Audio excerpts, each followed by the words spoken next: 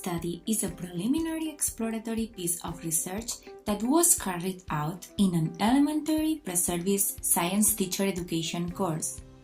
Our courses follow the ideas of Abel. That is, the course promotes reflection on how pre-service teachers learn science, how science is taught to them, how they teach science, and what other authors have said about science. From our point of view and following Morris, games are cultural and educational tools for science education.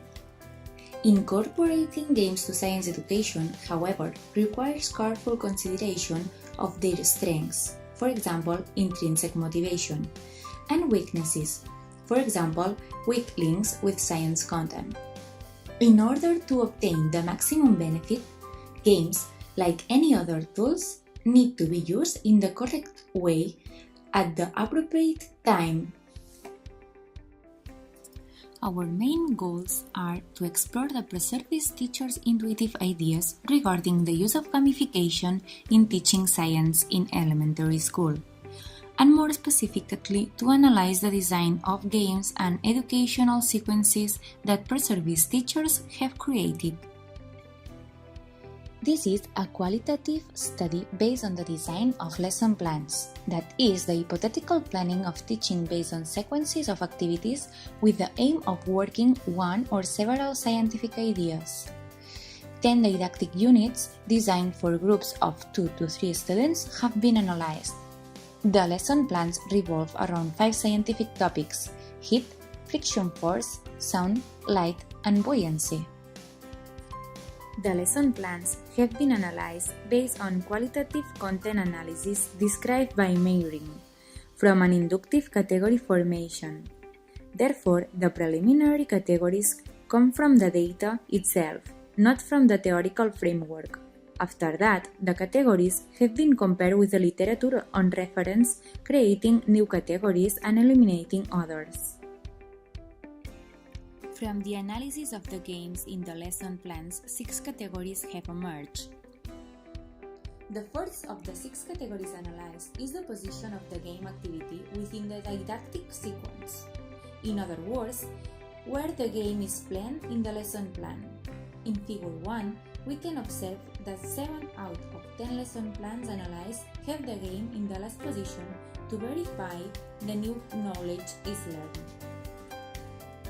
The second category revolves around the cultural context of the game. In other words, what kind of games are designed in the lesson plans. As shown in Figure 2, 8 out of 10 games are adaptations of well-known games such as crosswords, Kahoot, WordSub, String, and Gymkhana.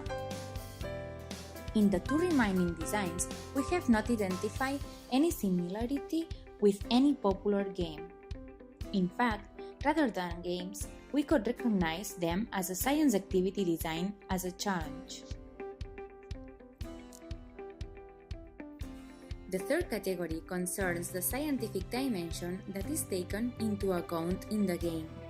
In other words, if it is more focused on the dimension of facts and data than the dimension of ideas and models.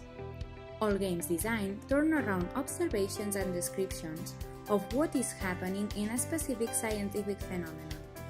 In contrast, only 5 of these games promote scientific reasoning based on the reflection of scientific ideas to end up model and reach the school scientific model. The fourth category revolves around the scientific activity simulation. There are 3 games that allow us to place in a simulated situation to make predictions, manipulate variables, and understand complex systems, just like scientists who make authentic science. In the 5th category, there are 2 different types of games. The first one, it allows us to simulate or offer a game experience that has an objective in itself, and then reflect on the scientific content of the game's actions. For example, in the lesson plan, it suggests to play the string sword with globes of different textures, with the aim of dragging the opposing team to cross the line of the round. Then the students propose reflect on the friction force.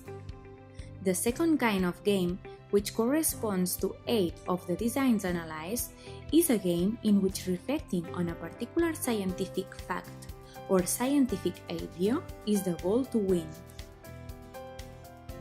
Finally, the sixth category is about the participation. From a sociocultural perspective, participation can be described as a dialectical relationship between agency and structure.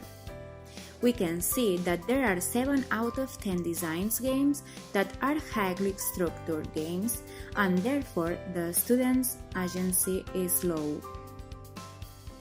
Our results suggest that pre-service elementary teachers design science games on the basis of games they already know, and they adapt these games to a specific science content. They normally do so in order to design post-assessment games that check for the learning occurred during the previous learning session. These games are hardly structured in terms of norms in most cases, and they allow for little room for student action.